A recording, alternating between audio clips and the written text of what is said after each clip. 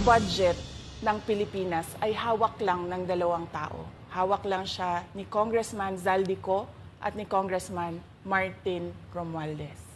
Yan ang katotohanan.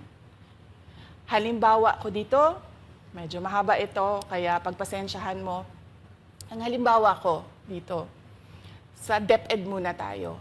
Sa Department of Education, noong taong 2023, merong 5 billion na inapprove para sa classroom construction. Nagulat ako kasi merong mga lumapit na miyembro ng House na humihingi. Hinihingi nila yung 5 billion, parte ng 5 billion na budget. Wala kasi akong experience sa ganyan. At saka ang pagkakaintindi ko, pag in-approve na yan ng Office of the President, ibibigay na yan, magdediretso na yun sa approval at trabaho ng Department of Education sa construction ng mga classroom. Nagulat ako, may humingi. Magkano ba ang amin dyan? Magkano ba ang amin dyan? So sinabi ko, hindi pwede ito. Kasi ang mangyayari nito, hindi magagawa ng Department of Education ang trabaho namin na mag-construct ng classroom ayon sa classroom backlog at sa prioritization base sa backlog at sa classroom construction. So sinabihan ko yung isang congressman, sabihan ninyo si Martin Romualdez na hindi pwede chap-chapin ang classroom construction na 5 billion. Kaya kung makikita ninyo sa budget proposal na approved ng Office of the President, 5 billion yon. Pero nung lumabas yung GAA o yung budget approved noong 2023, naging 15 billion siya. Dahil hindi nga ako pumayag na kunin yung 5 billion, dinagdagan nila ng 10 billion yung classroom construction ng Department of Education. Yung 10 billion na yon hindi kontrolado ng Department of Education. Controlled yon ni Congressman Zaldico at Congressman Martin Romualdez. Hindi ko na kailangan ng corroborative witness dito dahil makikita niyo yon sa papel. Makikita ng taong bayan yon sa papel.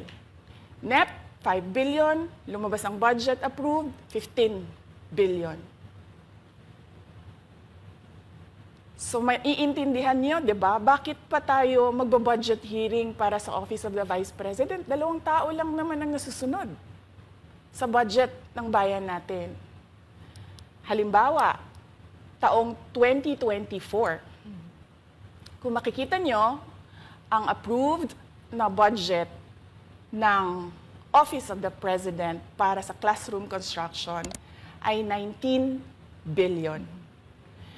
Noong lumabas na ang House version ng Appropriations Bill, ay naging 24 billion ito. So, approved 19 billion, paglabas sa House, naging 24 billion. At doon sa 24 billion na yon, kung hahanapin mo sa papel, kinuha nila ang 5 billion ng repairs ng classrooms at nilagay nila doon sa 19 billion para maging 24 billion siya. So ang naiwan sa repairs, sa kawawang mga classroom, ay 1 billion. Kaya makikita nyo, sa papel, nandyan yan. Naging 24 billion. At hindi lang yan, dahil noong 2023 ay hindi ako pumayag na hindi masunod yung DepEd na rules sa paano mag-classroom construction based on need, ang ginawa ngayong 2024, inattach nila ang listahan na kung saan gagawin ang mga classroom construction worth 17 billion. Makikita nyo yon sa papel. Pagdating namin sa Senate, nakita yon ng mga senador. Tinanong nila ang Department of Education, totoo ba o hindi totoo na galing sa inyo ang listahan ng 17 billion ng mga classroom construction. So sabi namin sa mga senador, hindi totoo. Hindi namin magagawa yung trabaho namin. Hindi natin masasolve ang classroom backlog kung ganito ang nangyayari. Pwede ba ninyo kaming tulungan? Yung mga senador naman, very helpful sila. Oo, tulungan namin kayo. Kaya nga kung makikita ninyo sa interpellation ng isang senador doon sa budget hearing sa Senate, tinanong niya diretso, galing ba sa DepEd ang listahan ng 17 billion?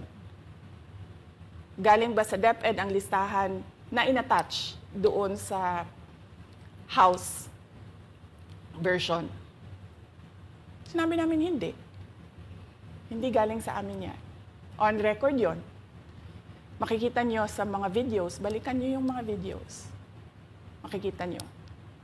Yes, my concern, Madam Chair, Mr. President, under the GAB, I observed that there was an increase in the budget for the construction of new classrooms from 19.6 billion to 24.6 billion. However, this is my concern, which you mentioned earlier, that the repairs and rehabilitation of classrooms was decreased from 6.5 billion to 1.5 billion. I also have information, Madam Chair, Mr. President, that 24.6 billion allocated under the GAB, but only 9.8 billion from the allocation is left to the discretion of DepEd. Kaya hindi ko na kailangan ng witness kasi makikita nyo sa papel. Tapos dumating ang BICAM, walang nangyari dahil ang nasusunod doon ay si Congressman Zaldico at si Congressman Martin Romualdez. Kaya nandun pa rin naka-attach yung 17 billion na ginawang listahan ni Co at ni Romualdez. In fact, balik lang ako konti sa'yo ha. Kahit yung mga congressman, nakikita nila yung problema ng ginawa nila na pag-attach ng listahan sa budget. Kasi doon sa basic education hearing noong May 2024 ng House of Representatives, merong isang congressman nagreklamo, bakit ang tagal ng classroom construction? Bakit ang tagal? Eh sabi nung USEC ng DepEd, kasi may pabago-bago sa listahan ng DPWH dahil hindi kami ang gumawa ng listahan. Yeah, Mr. Chair, with respect to the 17 billion in Annex A of the GAA, we are not privy on how the school sites were chosen. So be it as it may, How is it chosen? I'm not privy to that, Mr. Chair. As, when the GAP came out, there was a 14.7 billion Annex A. Then when the committee, the GAA came out, from 14.7 it became 17 billion. So we are not privy to how the list was generated. So dagdag ko lang yan doon sa confirmation na kinuha nila yung budget ng DepEd at isa yan sa mga rason kung bakit ako nag-resign sa Department of Education. Hindi na ako papayag na sa susunod na taon, ganyan pa rin ang gawin nila at ako yung mananagot sa ginagawa nila. Kaya yan yung sinasabi ko, bakit pa tayo mag-question and answer dito para atakihin niyo ako? Eh, ang masusunod lang naman sa budget, 2 tao lang.